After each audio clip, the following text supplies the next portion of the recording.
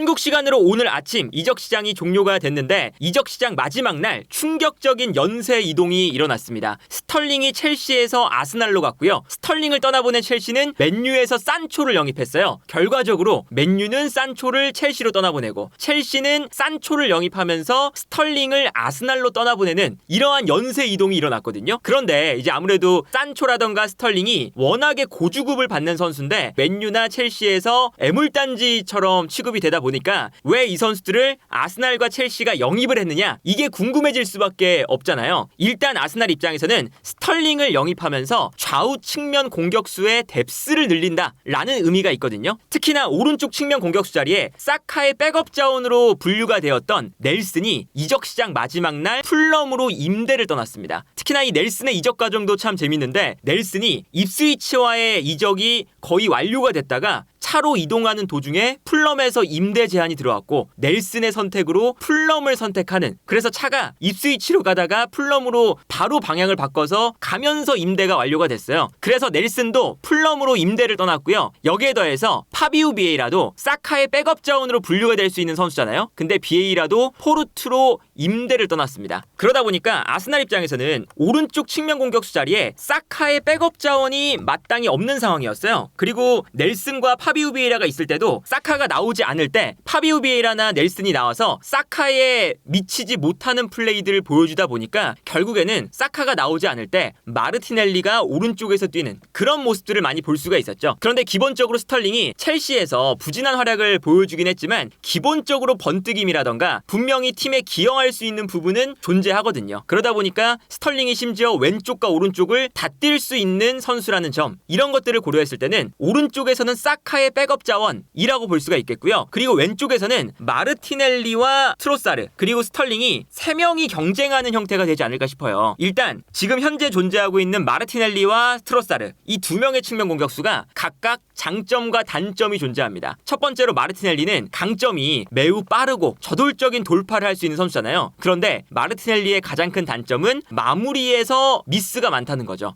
그리고 상대 수비 라인에 공간이 없을 때 세밀한 플레이라던가 창의적인 플레이가 제한적이라는 것이 문제입니다. 그러다 보니까 아스날 입장에서는 상대의 밀집 수비를 만나는 날이 많은데 그럴 때마다 마르티넬리 쪽에서는 공격이 거의 진행되지 않고 사카 쪽에서 대부분의 공격이 전개가 돼요. 그래서 전체적인 구조 자체가 사카, 웨데고르 그리고 화이트가 올라와서 오른쪽 라인에서 공격을 대부분 진행하죠. 근데 여기서도 상대 수비가 한쪽으로 쏠릴 때 마르티넬리에게 방향 전환을 해주거든요. 그러면 마르티넬리가 여기서 마무리를 해야 되는데 마무리를 잘 못할 때가 많았던 거죠. 그러다 보니까 마르티넬리는 기본적으로 상대 수비가 내려앉아 있을 때 왼쪽 지역에서 아스날이 마르티넬리를 활용해서 공격을 진행하기가 힘들다는 거, 그리고 사카에서 공격을 진행하다가 수비가 한쪽으로 쏠릴 때 마르티넬리에게 방향 전환을 할 때가 굉장히 많은데 여기서 마르티넬리가 마무리를 제대로 못 해준다는 거. 그래서 마르티넬리가 지난 시즌에도 마지막 즈음에 트로사르에게 주전을 밀렸었거든요. 그 이유가 물론 마르티넬리가 부상도 좀 있었고 컨디션 난조도 있었지만 트로사르는 저 공간에서 볼을 받았을 때 어시스트나 득점으로 마무리하는 능력이 뛰어나기 때문이었죠. 그리고 심지어 연계 플레이도 좋기 때문에 좁은 공간에서의 패스를 주고받는 플레이도 가능하고요. 그래서 아스날이 지난 라운드에서 트로사르가 나오자마자 득점을 한 다음에 약간의 불만 섞인 세레머니를 했잖아요. 선발로 나를 쓰지 않았다는 것에 대한 불만이 담긴 셀레브레이션을 했는데 그 이유가 결국에는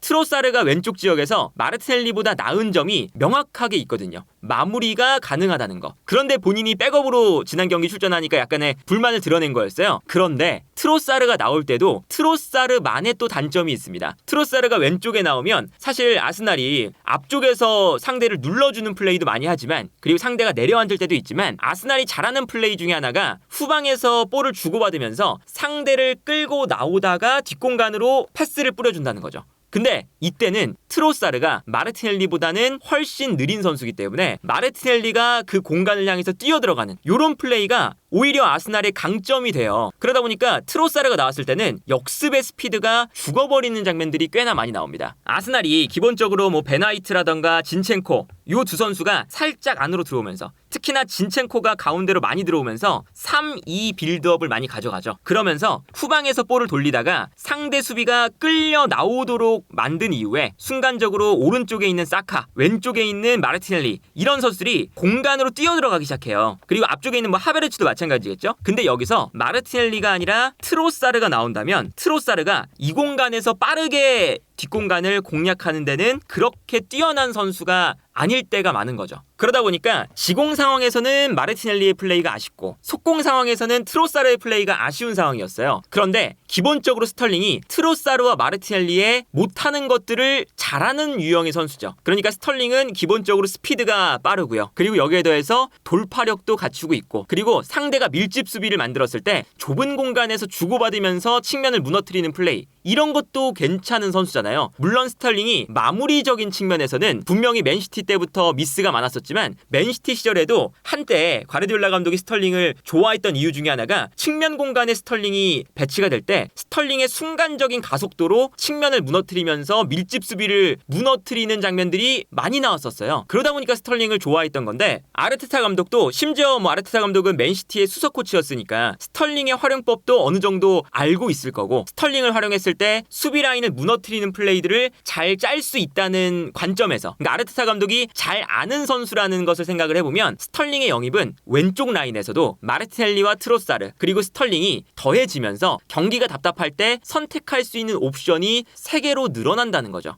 물론 이제 트로사르나 마르티넬리보다 현재 상태에서 스털링이 엄청나게 좋은 선수다라고 말할 수는 없지만, 그렇다고 스털링이 마르티넬리나 트로사르보다 못한 선수라고 분류될 정도는 또 아니다 보니까 분명히 스털링의 합류는 왼쪽과 오른쪽 측면 공격수 라인을 생각을 했을 때 아스날 입장에서는 매우 좋은 영입이다. 다만 스털링이 영입이 될 때 우려가 됐던 건 스털링의 주급이 워낙에 높은 선수죠. 스털링의 현재 주급을 보면 첼시에서 주급이 32만 5천 파운드예요. 5억 정도가 되거든요. 프리미어리그 내에서도 데브라이너, 홀란, 살라, 카세미루 다음으로 고주급자입니다. 5번째로 주급이 높은 선수거든요. 그러다 보니까 물론 아주 유용한 자원이고 왼쪽 오른쪽을 다 뛸 수 있고 사카의 백업도 될 수 있고 마르티넬리와 트로사르의 경쟁자도 될 수 있는 수준급 윙어인데, 스털링이 받는 주급 자체가 수준급 윙어가 아니라 리그 내에서도 최상위권의 레벨에 있는 측면 공격수가 받아야 되는 주급이잖아요. 그러다 보니까 아스날이 영입할 때 당연히 주급에 대한 생각을 할 수밖에 없어요. 그런데 아스날이 또 여기서 지금 이 스털링이 첼시 내에서 완전히 1군에서 제외가 된 상태잖아요. 심지어 마레스카 감독도 인터뷰에서 스털링 같은 유형의 측면 공격수는 이제 더 이상 필요하지 않다라고 이야기까지 해버렸으니까요. 그리고 이제 워낙에 주급이 높으니까 첼시에서도 스털링의 주급이라도 낮추면 이득인 거거든요.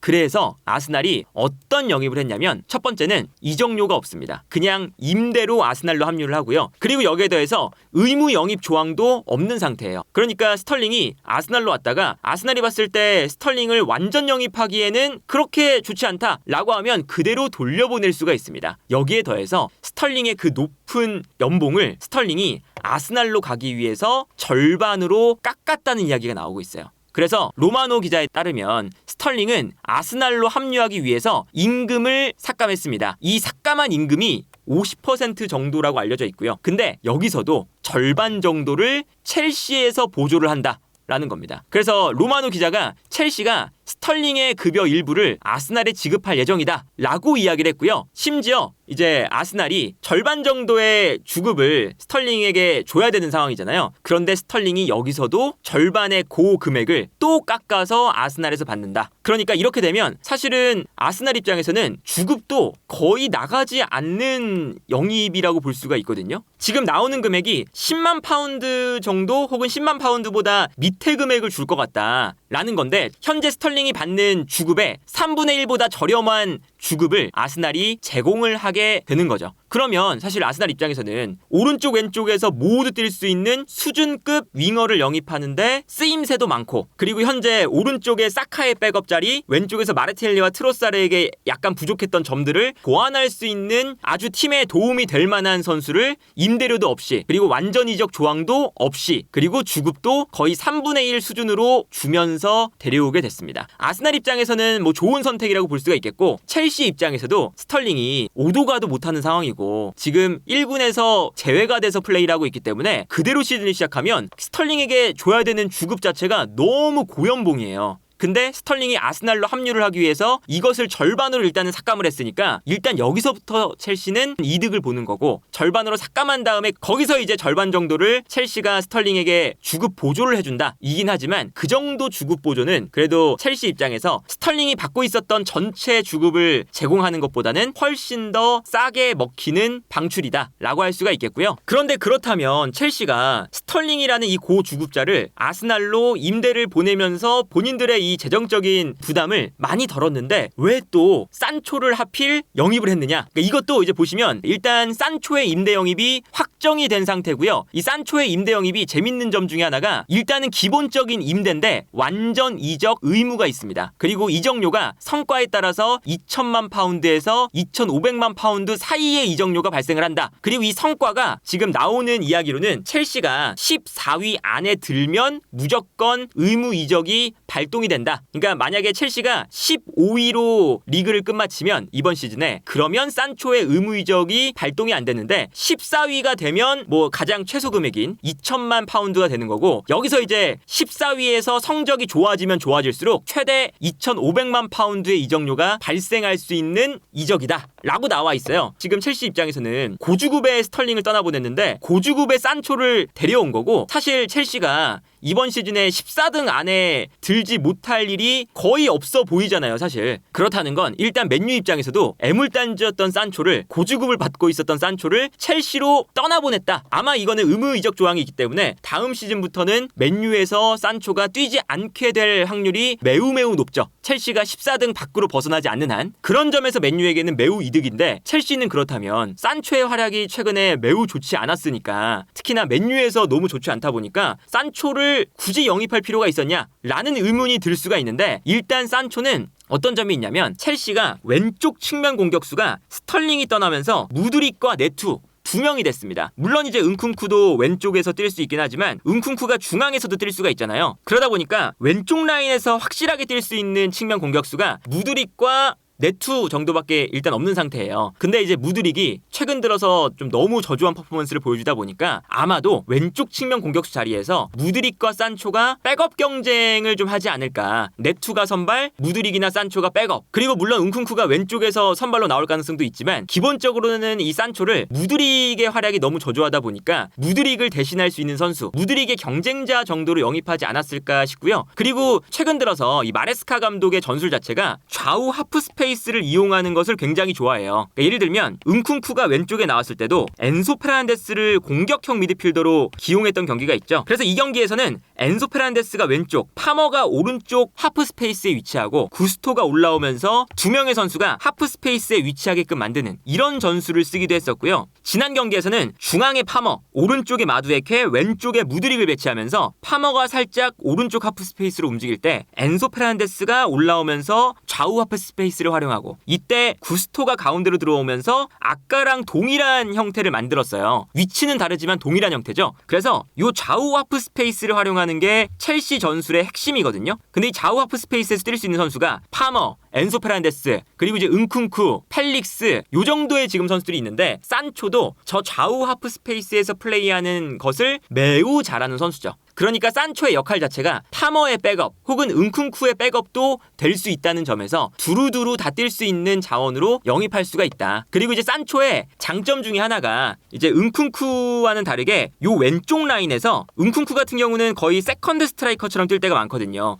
올라가서 사실상 잭슨과 거의 가깝게 뛰죠. 그리고 엔소 페란데스도 조금 올라가서 뛰기도 하고, 엔소 페란데스는 사실 하프 스페이스에서 이 선수가 엄청난 창의성을 보여주진 않아요. 그런데 산초 같은 경우에는 주변에 있는 선수들을 살려줄 수 있는 플레이를 잘하는 전형적인 공격형 미드필더의 플레이를 하죠. 예를 들면 산초가 이 사이 공간에서 볼을 잡았을 때 수비수들이 산초에게 쏠리는 순간 이렇게 수비를 끌어당겨 놓고 주변에 있는 선수에게 패스를 찔러주는 이런 플레이를 산초가 참 잘합니다. 그러다 보니까 요 왼쪽 하프 스페이스에서 보통은 엔소 페란데스가 올라오거나 은쿵쿠가 가운데로 들어오거나 이런 플레이를 많이 하는데, 은쿵쿠나 엔소 페란데스에게는 없는 저렇게 수비를 끌어당긴 다음에 주변 선수들에게 패스를 공급하는 이런 역할을 산초가 할 수 있다는 점에서 마레스카 감독이 본인의 전술에 맞는 선수로 좀 생각을 하지 않았을까. 그러니까 어쨌든 지금 산초와 스털링의 연쇄 이동은 맨유, 첼시, 아스날에게 모두 다 그래도 입장에서도 윈윈이 되고 있지 않나 싶거든요. 맨유 입장에서는 애물단지였던 고주급자 산초를 완전 이적으로 보내버렸다는 거. 물론 첫 번째 시즌은 기본적으로 임대긴 하지만요. 그리고 첼시 입장에서는 산초를 영입하면서 마레스카의 전술에 알맞는 선수를 데려오는 동시에 스털링이라는 1군에 제외가 되어 있었던 마찬가지로 애물단지의 고주급자 스털링을 주급을 절반 이하로 깎은 다음에 내보낼 수 있다는 거. 그리고 아스날 입장에서는 이적료도 발생하지 않는, 심지어 의무 이적 조항도 없는 상황에서 스털링을 영입할 수 있다는 거. 심지어 여기서도 첼시의 주급 보조를 받으면서 거기서 또 스털링이 아스날로 올 때 또 깎았어요. 그러니까 아스날 입장에서는 스털링에게 주는 주급 자체가 매우 또 저렴한 상황, 이런 것들을 고려하면 세 팀 모두에게 이적 시장 마지막 날 아주 바쁘게 이루어졌던 이 연쇄 이동이 모두에게 그래도 어느 정도는 윈윈이 될 수 있는 이적이 아닌가 싶네요.